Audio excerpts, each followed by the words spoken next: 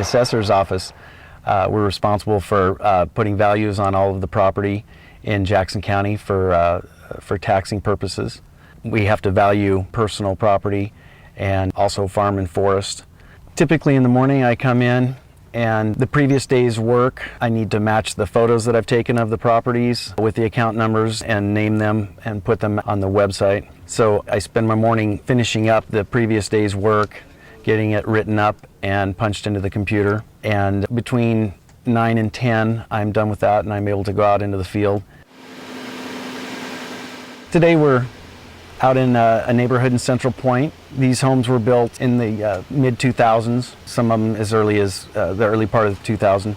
We haven't been out on these properties since they were vinyled, unless there was any changes made when people pull permits. That brings us out, whether it's a new heat pump or a swimming pool or an addition. So those homes, if we've been there in the last year or two because of that, we don't revisit those. But if it's been longer than a couple of years.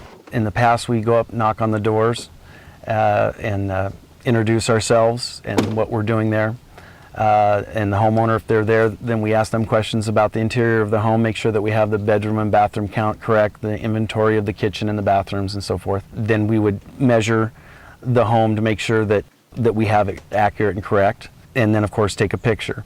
Now we are transitioning into using the iPads with the wireless connection out in the field. They act as our camera. We also have the county's property data online, which has all of our appraisal information on it, along with previous photos of the property.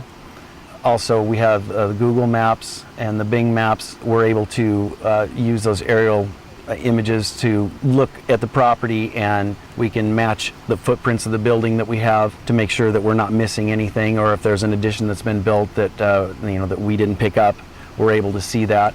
It seems to be much more productive. I can do about twice as many appraisals in a day as I could doing it the old way. It's also, I feel it's less intrusive on the public. A lot of people really don't appreciate us coming up to their home and especially getting in their backyards and so forth. That can be troublesome.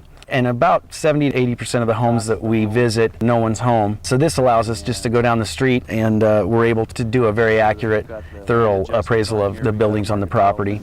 If we see anything that's different, then I will knock on the door to see if I can inspect it and measure it. If no one's home, then we're able to take our GIS and actually measure the buildings, and it's actually very accurate.